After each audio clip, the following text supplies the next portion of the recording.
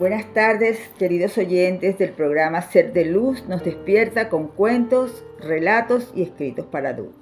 Hoy con la continuación de la carta número 3 del Cristo. Espero que los que no se hayan registrado se registren, como les digo siempre, para saber cuál es la verdadera cantidad de gente que nos está siguiendo en este camino. Que compartan el programa con los que aún no lo han hecho, que tomen notas, que reflexionen, que vean el programa en calma, poco a poco, que mediten, que oren y saquen ustedes sus conclusiones de esta gran realidad que nos está contando el Cristo. Sin más, en este miércoles 3 de septiembre, un nuevo mes al que le damos la bienvenida, seguimos con la continuación de la carta número 3 del Cristo. Lo que es más, según se siembra, se cosecha. Sabía que lo que había hecho a la higuera inevitablemente regresaría a mí de alguna manera u otra. Llevé a mis discípulos al templo. Muchos años habían pasado desde que estuve ahí y sabía que mi visita serviría para establecer los sucesos que conducirían a mi crucifixión. Algunas personas me reconocieron y como respuesta a sus peticiones me puse a enseñarles. Se juntaron más personas y se apiñaron los prestamistas, quienes empezaron a quejarse. Sus gritos y quejas ruidosas rompieron el hilo de mi pensamiento mientras enseñaba. De repente monté en cólera. Había aquí personas sinceras que me rodeaban deseando oír palabras de vida, las cuales pronto no podrían contarles. Y ahí estaban los prestamistas que vivían vendiendo ganadería para los sacrificios que no hacían ningún bien a la gente. Estos hombres solamente traían deudas y miseria a la gente. Sentí la sangre subirme a la cabeza y dando empujones a las mesas, las tiré, esparciendo el dinero, y eché fuera del templo a los hombres de corazón duro que pensaban tan solo en el dinero. Entonces hubo una tremenda conmoción de gritos y chillidos. Algunos pelearon para recoger el dinero. Los prestamistas me maldijeron, denunciándome como malvado, como si hiciera el trabajo del Belcebú y otros 1000 demonios. Los sacerdotes y los fariseos y toda la gente que valoraban en mucho los sacrificios del templo vinieron juntos corriendo para averiguar la causa del ruido y de la confusión. Al oír lo que contaron los prestamistas, estaban tan agraviados por mis actos que se lanzaron en una condenación vociferante de lamentaciones contra mí para impresionar a los sacerdotes, cada uno superando al compañero, haciendo protestas cada vez más fuertes para demostrar su horror por lo que yo había hecho. Nunca antes se había visto en el templo tal cosa. Incluso aquellos que antes me habían escuchado estaban molestos por mi intención y se preguntaron qué clase de hombre podía ser yo. Estaban agrupados de pie viendo los sucesos, cuando se les acercaron los sacerdotes y los fariseos, quienes le persuadieron de que yo intentaba destruir todo aquello en lo que creían, predicando un Dios falso, totalmente diferente a lo que siempre habían oído en la sinagoga. Los sacerdotes transmitieron su propio enojo desenfrenado a la gente y les convencieron de que mi pecado les contaminaría también si se empeñaban en escuchar mis locuras. Gradualmente se le convenció a la gente de que yo era una influencia malvada y que deberían quitarme de en medio antes de que pudiera trastornar la paz del país y atraer la ira del gobernador romano sobre todo el país de Palestina. Mis discípulos, avergonzados por lo que había hecho, sigilosamente dejaron la escena y se escondieron entre los callejones a alguna distancia del templo. Cuando más tarde regresaron a donde yo estaba, demostraron claramente que estaban profundamente molestos por mis actos. Se preguntaron si había perdido el juicio o si me había vuelto loco profetizando mi muerte y luego haciendo aquellas mismas cosas que probablemente la provocarían. Fue en ese momento que Judas, quien nunca se había deshecho verdaderamente de sus creencias judías, empezó a dudar de que yo fuera el Mesías después de todo. Llevaba 3 años enseñando al pueblo y no había una disminución del dominio hermano. 3 años y la gente no estaba más cerca de la felicidad que les había prometido. Y ahora parecía que estaba a punto de convertirme en un perturbador de la paz, trayendo la ira de Roma sobre sus cabezas. Se enteró de que si el sumo sacerdote judío quería deshacerse de mí y por tanto ofreció sus servicios para identificar a mi persona cuando así se requisiera. Cuando fue la hora de celebrar la Pascua con mis discípulos, planeé cenar todos juntos en un salón grande. Sabía que sería la última vez que comería alimento en la tierra. No deseo volver profundamente a la conciencia de aquella noche. Sentía gran tristeza por dejar a mis discípulos, quienes me habían servido tan bien. Con mi tristeza volvieron todos mis temores y conflictos. Pasé momentos de profunda lástima emocional por mí mismo. Sentí que nadie comprendía todo lo que había intentado hacer para mi pueblo y el sacrificio que estaba dispuesto a hacer por él. Juan estaba dando una vivida narración de la historia de la última noche de los israelitas en Egipto, antes de escapar al desierto.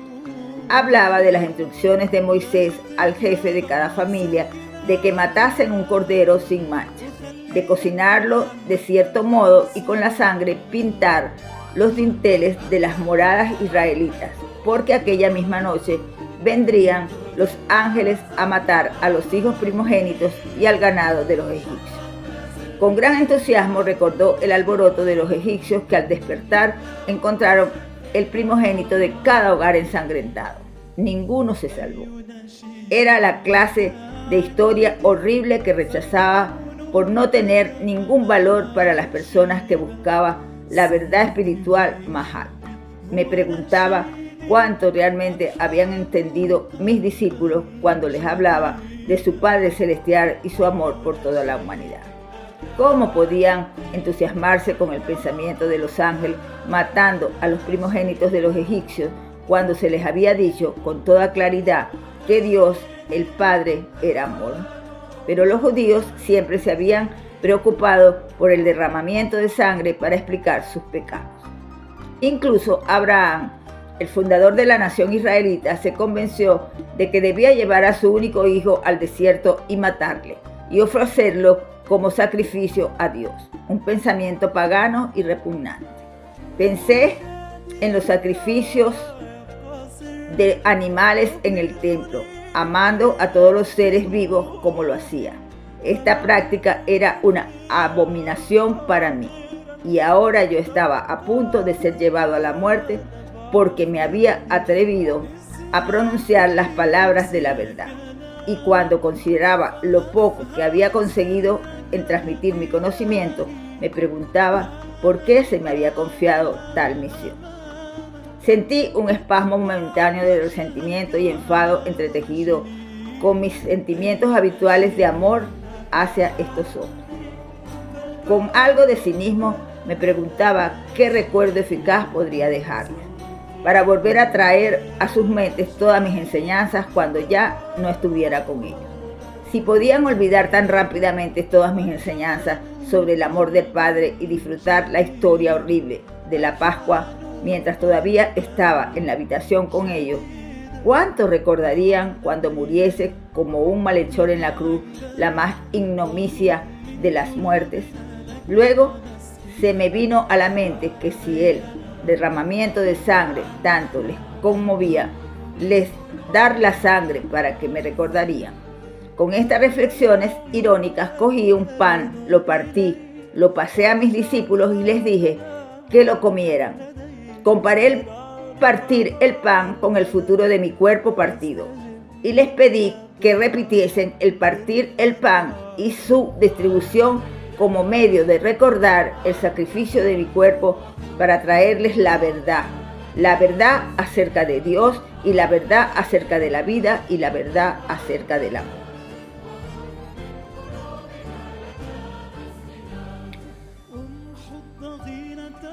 Dándose cuenta de que yo estaba de un humor extraño, dejaron de comer, escucharon, tomaron el pan y lo comieron en silencio. Luego tomé mi copa de vino y se la pasé diciendo que cada uno debía beber de ella, puesto que era símbolo de mi sangre, que en poco sería derramada porque me había atrevido a traerles la verdad de la existencia. Vi que mi voz entrecortada tocaba a algunos de ellos. Sobriamente, cada uno tomó un sorbo y luego pasó la copa a quien estaba a su lado. Pero todavía no decían nada. Percibían que hablaba en serio y que ya no toleraría más discusiones. Luego les conté que uno entre ellos me traicionaría. En secreto comprendí los motivos de él y supe que era una pieza necesaria de la futura secuencia de sucesos. Simplemente cumplía con el papel que su naturaleza le había incitado a hacer. Yo sabía que él sufriría mucho y sentí compasión por él, pero yo me guardé estos pensamientos solo para mí. Al mencionar que uno de ellos me traicionaría, le dije a Judas que se marchara a hacer rápidamente lo que tenía que hacer.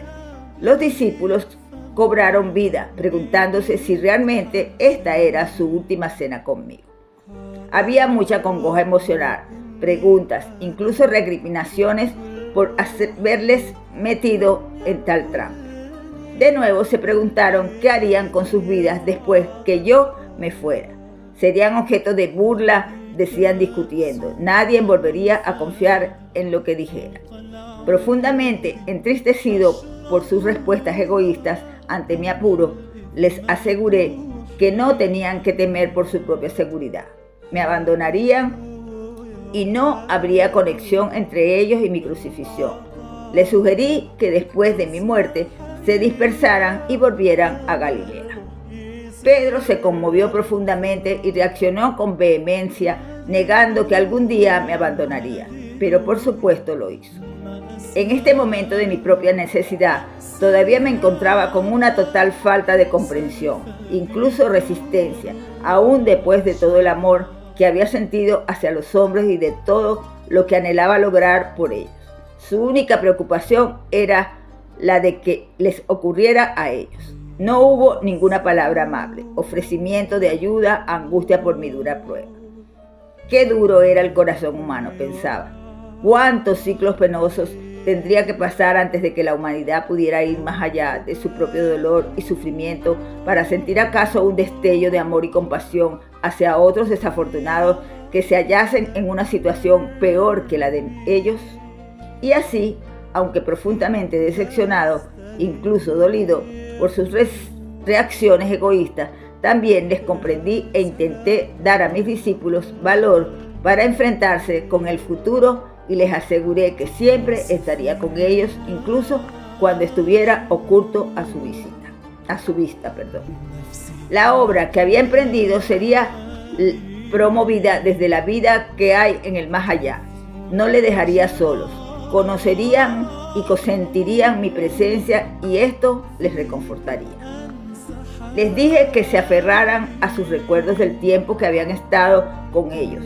Les avivé que habría muchos que seguirían con el conocimiento que se les había dado, pero que habrían personas que buscarían añadir la voz de la tradición y la razón a mis enseñanzas. Mis palabras serían tan distorsionadas que al final ya no revelarían la verdad original que había traído al mundo. Cuando les dije que esto sucedería, se disgustaron, incluso se volvieron presa del pánico. Me alivió ver que mis enseñanzas no habían sido en balde después de todo, que no habían entrado en oídos totalmente sordos. Me pidieron que les contara más, pero levanté las manos y dije que eso era todo lo que podía decir. En este punto sentí que había dicho todo lo que siempre quise decir, mientras estaba en la tierra, que mi discurso con los hombres había sido cumplido. Todo lo que profundamente anhelaba era retirarme al silencio y encontrar paz y alivio en mi contacto con el Padre. Dejamos el salón de la cena y fuimos andando al Monte de los Olivos. Pero el humor de mis discípulos era de conflicto interior, temor y duda. La mayoría de ellos se marcharon para unirse con sus familias y amigos que estarían celebrando su propia Pascua. En el jardín había una peña especial con la forma de una pequeña cueva. Me gustaba refugiarme del viento dentro de ella, de modo que me senté y oré, buscando un camino hacia dentro de la armonía exaltada que había disfrutado anteriormente. Sabía que cuando me moviera para sintonizarme con el amor del Padre, se disolverían mis temores y estaría en un estado de total y absoluta confianza, lleno de paz nuevamente. A medida que sentí el poder del amor entrar en mí y tomar posesión de mi conciencia humana, así también la fuerza para soportar lo que se me venía encima, poseyó mi corazón. Sería capaz de permanecer dentro del amor y del amor a otros hasta el final. Ni siquiera intentaré reentrar en el estado del juicio y de la crucifixión. No tiene importancia. Cuando finalmente me morí en la cruz y mi espíritu se retiró de mi cuerpo, torturado, fui elevado dentro de una luz radiante e inefable. Fui envuelto en el calor y el consuelo del amor, tal como nunca antes había experimentado. Tenía una sensación de envolvente alabanza, una poderosa certeza de haber hecho un buen trabajo, de éxtasis en la fuerza universal para continuar la obra, y de una alegría y embelezo que está muy por encima de cualquier cosa que la condición terrenal jamás pueda conocer. Entré en una nueva y maravillosa, hermosa forma de vivir, pero todavía descendía en conciencia para mantenerme en contacto con la gente que había dejado atrás. Podía mostrarme a aquellos que eran suficientemente sensibles para poder ver. Sin embargo, la historia de Tomás, de que supuestamente metió los dedos en mis heridas, es un disparate. Mis discípulos no sabían que había concertado en secreto con José de Arimatea que después de mi muerte llevase mi cuerpo a su propia tumba, sin usar donde lo ungiría según las costumbres antes de la puesta del sol. Luego, cuando cayera la noche y todos en Jerusalén estuvieran cumpliendo el Sabbat, ayudado por 2 sirvientes de confianza a caballo, llevaría mi cuerpo a escondidas durante la noche y por caminos ocultos del día a una ladera en las afueras de Nazaret en Galilea. Ahí, y ayudado por mi familia, si seguía mis instrucciones, encontraría una pequeña cueva oculta que me había dado refugio de las tormentas y de la gente cuando era un joven infeliz y rebelde, y estaba contrariado con el mundo.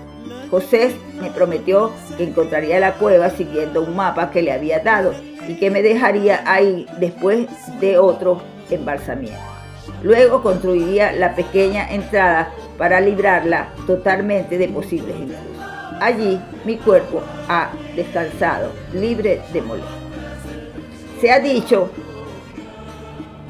que mi cuerpo resucitó de los muertos. Qué absurda cosa inventaba por mentes terrenales de quienes no sabían cómo explicar satisfactoriamente mi muerte en la cruz como un malhechor. ¿Qué necesidad tendría yo de un cuerpo terrenal para continuar la existencia en la siguiente dimensión? ¿Cómo puede persistir tal mito ridículo incluso en el siglo XXI, esto de la medida de la falta de comprensión de los cristianos, el que hayan aceptado ciegamente tal dogma hasta hoy día?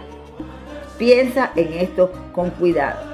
Habiendo sido librado de un cuerpo terrenal y después de mi experiencia de éxtasis y de glorioso arrobamiento de pasar a una dimensión sublime de la conciencia universal, ¿por qué querría yo volver a la dimensión terrenal para entrar en mi cuerpo otra vez? ¿De qué utilidad sería para tu mundo o para el mío, mientras la sustancia física de mi cuerpo podría ser espiritualizada cuando estuviese perfectamente armonizada a la conciencia amorosa del Padre, cuando todavía vivía en la tierra? ¿No sería un estorbo y un obstáculo para mis viajes posteriores dentro de los reinos espirituales más altos? Las cosas visibles no son más que una manifestación de las frecuencias vibratorias específicas en la conciencia que producen un titileo de motas o de partículas. dando un aspecto de materia sólida. Cada sustancia visible posee su propia frecuencia de vibraciones únicas. Un cambio en la proporción de las vibraciones produce un cambio en el aspecto de la materia. Al cambiar las energías de la conciencia, así también cambia el aspecto de la materia. Por consiguiente, era posible que yo enfocara y bajara las frecuencias de mi conciencia a tal punto que mi forma se hiciera visible al ojo humano. Podía volver a mis discípulos y ser visto por ellos, y así lo hice. Los amaba más que nunca y les debía tanto consuelo y apoyo que era capaz de darles después de mi muerte. No solo esto, era necesario dirigir mi propio poder dentro de sus mentes con el fin de darles el ímpetu y el valor para seguir la obra que había emprendido. Sin embargo, quiero que sepas que las conciencias individualizadas que haya ascendido en frecuencia vibratoria hasta los mismos portales de la dimensión creativa universal se convierte en luz individualizada. Una conciencia individualizada que no necesita ningún cuerpo para expresar y disfrutar de todo lo que la conciencia gloriosa puede idear en los reinos espirituales más altos. Es un estado supremo y extasiado de ser sin tener ninguna de las necesidades, deseos o impulsos experimentados por aquellos que no hayan subido plenamente más allá y por encima de él. Mientras que vives en la tierra, tu mente permanece anclada dentro de ciertos parámetros de frecuencias vibratorias, encerrada en un cuerpo que tiene sus propias necesidades. Si tu conciencia verdaderamente se eleva más allá de estos parámetros, tu ser terrenal desaparecería. Cuando yo estuve atrapado en un cuerpo, yo también estaba en gran medida confinado a estos parámetros de frecuencia vibratoria y de las conciencias. Lo que es más, la imaginación solo no puede elevarse más allá de tus experiencias previas y por lo tanto estás confinado a tu pasado, lo cual proyectas hacia tu futuro. Sin embargo, poco a poco serán guiados por aquella mente que son lo suficientemente sensibles para entrar en las dimensiones espirituales más altas y que se puedan mover más allá de tus límites de conciencia presente.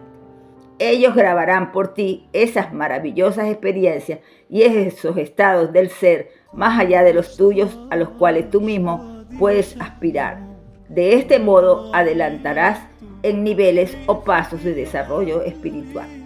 Cada paso te trae una visión más alta de lo que puede ser alcanzado y desde esta visión tú formulas una nueva meta. Con esta meta siempre delante de ti, tú trabajas para purificarte de las influencias contaminantes de los impulsos de adhesión, rechazo de la existencia terrenal. Paso tras paso, tú trasciendes tu ego. Cuando tú trasciendes el ego y esa muerte dentro de tu conciencia, ya está y eso muere dentro de tu conciencia, ya estás abundantemente vivo de la conciencia amorosa del Padre y encuentras la realidad del reino del cielo en tu vida, dentro de ti mismo y en tu entorno. Para permitirte a ti alcanzar estas cimas de amor, alegría, armonía y éxtasis, yo viví, trabajé y morí en Palestina y he venido ahora a ti en estas cartas. No dejes que mi trabajo sea un vano. Esta segunda vez. Conforme leas estas páginas, busca, medita y ora para conseguir inspiración. Llegarás a sentir la respuesta del Padre y si escuchas cada día con atención, oirás la voz del Padre. Esta voz estará siempre contigo. Quita las barreras creadas por tu propia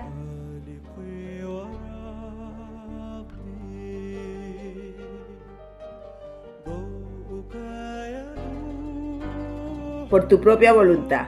Ábrete para recibir la fuerza, el poder, la inspiración y el amor directamente de la conciencia amorosa del Padre.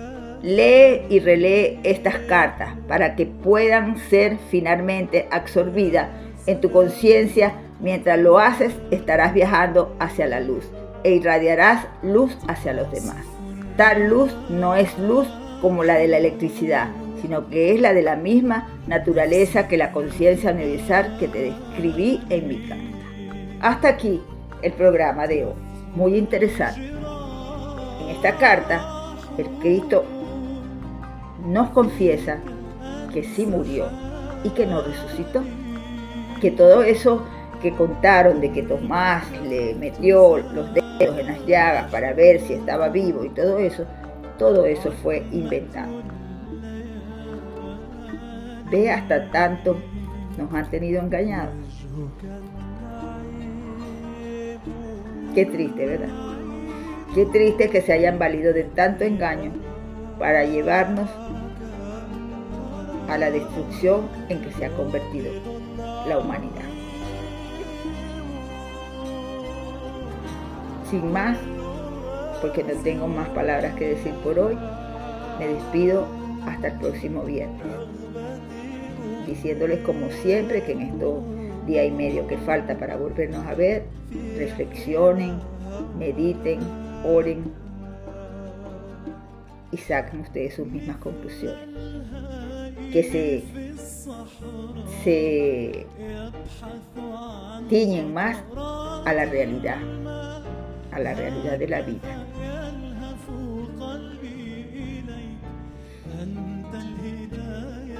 Como siempre me despido diciéndoles que los amo, los bendigo, los respeto y por eso estoy leyendo estas cartas, para que lleguen a ustedes y terminen de quitarse ese velo que nos han puesto la iglesia,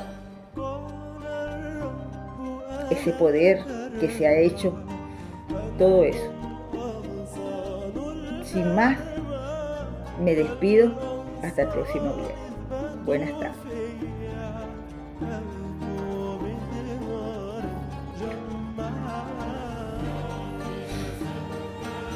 Recuérdense que esto sale de aquí hacia afuera. Un abrazo inmenso, los amo y démosle gracias a Dios.